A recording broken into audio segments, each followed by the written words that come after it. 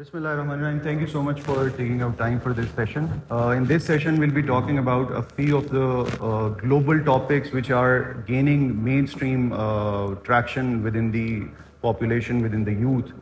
So we have picked three topics, and we have a few questions which are preliminary questions regarding those topics, and we'll try to dive deeper into those topics as well. First one being, it's a very hot topic these days regarding the evolution and the theory of evolution. It's being called a fact of evolution.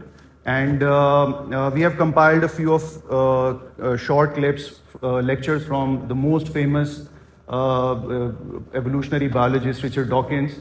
We'll play it for you. And then we have some follow-up questions from you regarding the paradigm which is being created, which is being mainstreamed through those lectures and through those arguments. So we'll deep dive into those questions. So first, let's go through the video and then we'll have follow-up. I think I generalize that to anything that's not evidence-based where factual knowledge is concerned. So I would also like to rid the world of superstition of all kinds. I think perhaps the single most convincing fact, the observation that you could point to would be the pattern of resemblances that you see when you compare the genes using modern DNA techniques, actually looking at the letter-to-letter correspondences between genes. Compare the genes of any pair of animals you like, pair of animals, pair of plants, and then plot out the resemblances, and they fall in a perfect hierarchy, a perfect family tree. And the only So if you go back and back and back and back and back far enough, you'll come to a fish. And yet, every single generation is the same species as the previous generation. But actually, it's a gradual change all the way through, from embryo to baby to infant to toddler to etc. And so there's no one moment when you change from one of these states to another. And exactly the same in our ancestry. There's no one moment when any species changes into another species. It happens all gradually. So, but if you take that gradual process back and back and back far enough, you'll come to a fish. All sorts of things which are based on emotion and tradition, revelation, authority, rather than on evidence. If all the evidence in the universe pointed towards an old Earth, I would be the first to admit it, but I would still be a young Earth creationist, because that is what Holy Scripture teaches me. You cannot argue with a mind like that. A mind like that, it seems to me, is, well, a disgrace to the human species. So that was Richard Dawkins talking about evolution and how evolution is basically the mainstream paradigm, and it is based on the evidentialism, the idea of evidentialism, that whatever we see, we are going to believe it. And they use a lot of jargons, and all these jargons are actually, they are very daunting, and whenever a common person listens to these jargons, they're very, they think that whatever they're saying makes a lot of sense. So my first question is, when it comes to the evolutionary biology, the talk of the genes and genetics and how these arrangements of alphabets can be traced back to human beings being originated from a fish, what do you think is a problem with this approach and the tangibility of the conclusion? Because they thumb their chest on the fact that now it's a fact, evolution is a fact. So what do you think is a problem with the process and with the tangibility of the conclusion? Okay, two problems. He posed in three arguments, not just one. But okay, the whole, steadiness of the temperament of a species before it transits into the next, that's his primary argument. But okay,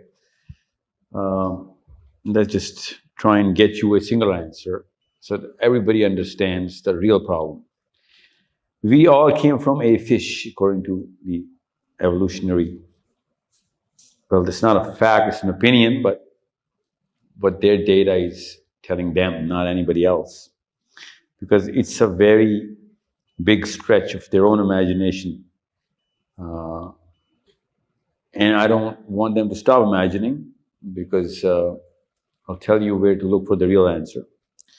If it were so that this is a steady process, that every human being came from a fish, and there is a definitive species of human beings now, which is the chordates and then, the Homo sapiens, then we would not have that sort of a sudden sudden and imminent and very clear factual change in the way human beings come to this planet. We actually literally come from a fish-like substance to a human being in a matter of seconds. You know what I'm saying? So it's not a steady process.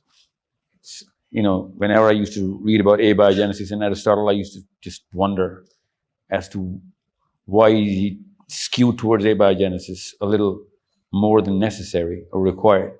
Just like this, whenever I see evolutionary scientists, I just don't know why they don't understand the human birth, because it is as sudden as it gets. 1 second a human being is breathing through and living through a totally different realm which does not qualify for any other stage, for any other chordates.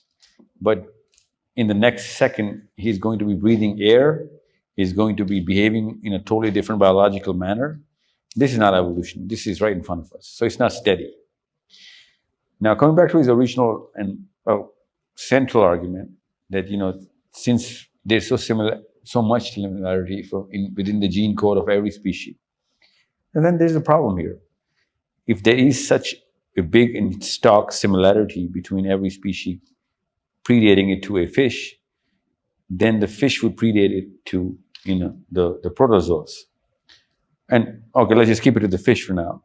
Then the transitionary species statistically would be in millions more in number than the definitively the two species which are on either ends of this. That survives actually. Yeah, well, they would have to.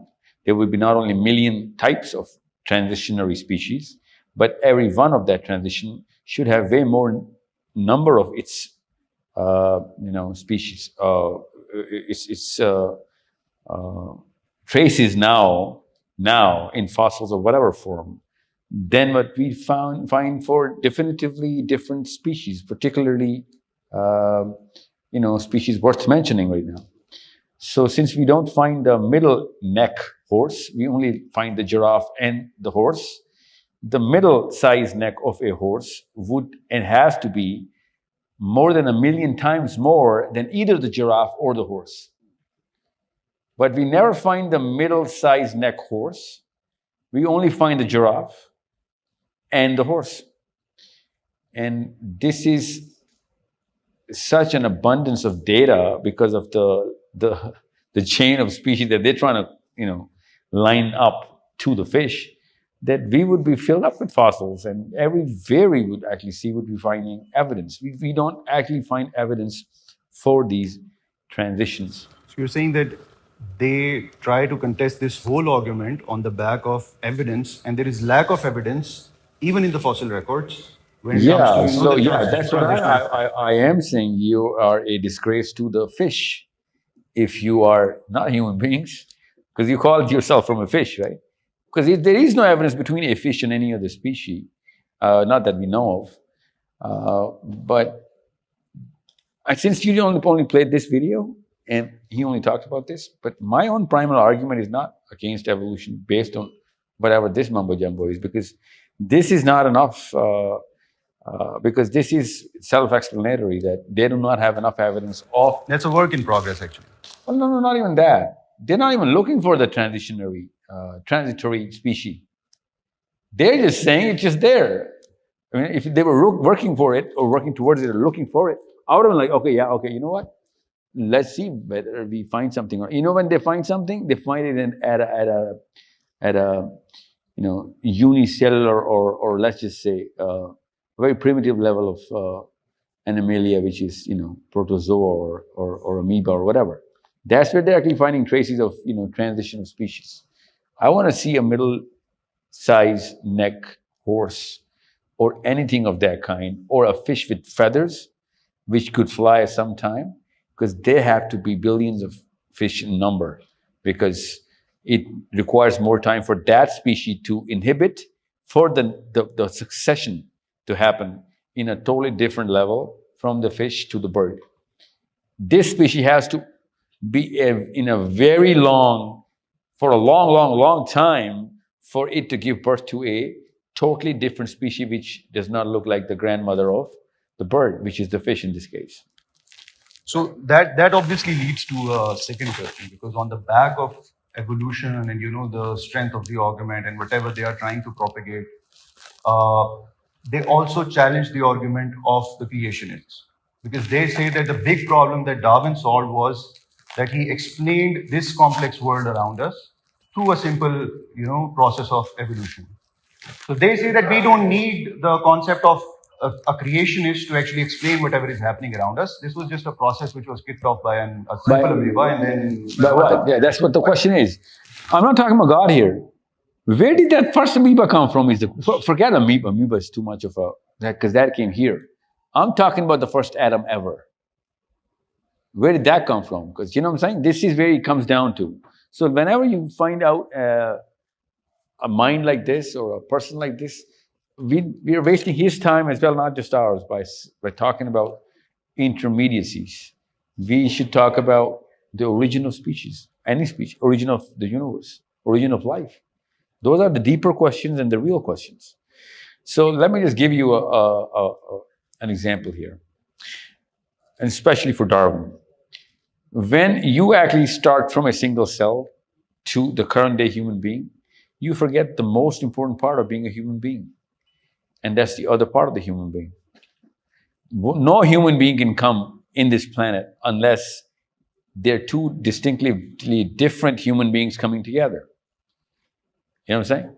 And that distinctively different human being is called a woman.